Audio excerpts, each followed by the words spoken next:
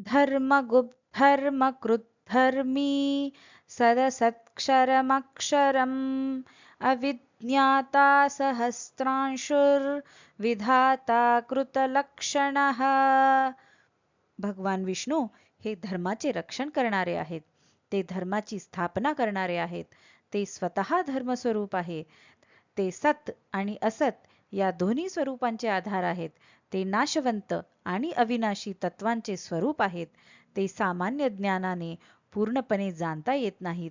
ते सहस्र किरणांनी प्रकाशित होणारे आहेत. ते विश्वाची रचना करणारे आहेत आणि शुभ लक्षणांनी युक्त आहेत.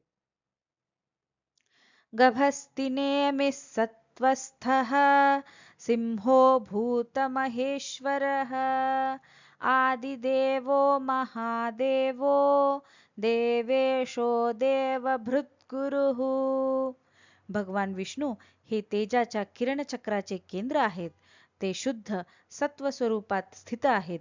ते सिंहासारखे पराक्रमी, निर्भय आणि श्रेष्ठ आहेत.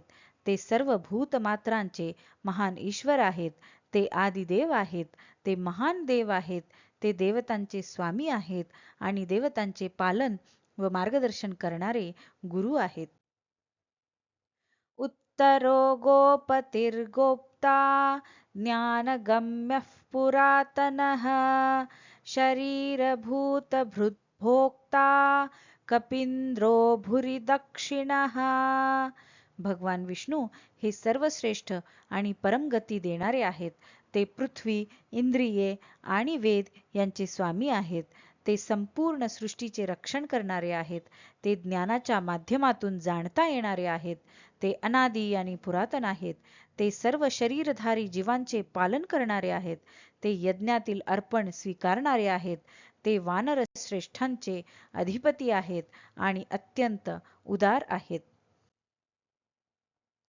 सोमपोऽमृतपः सोमाः पुरुजित् पुरुसुत्सत्तमः विनयो जयः सत्यसंधो दाशार्हः सात्वतां पतिः.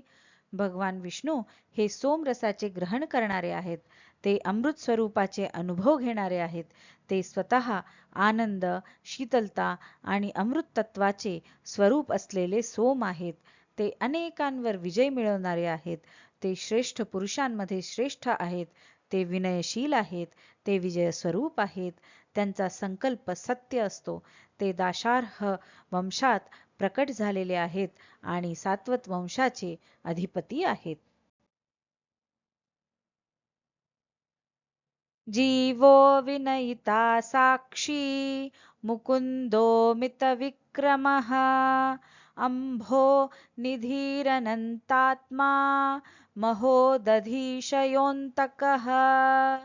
भगवान विष्णू हे सर्व जीवांमध्ये चेतना रूपाने स्थित आहेत. ते विनय आणि सदाचार निर्माण करणारे आहेत. ते सर्व कर्मांचे साक्षी आहेत. ते मुक्ती देणारे मुकुंद आहेत.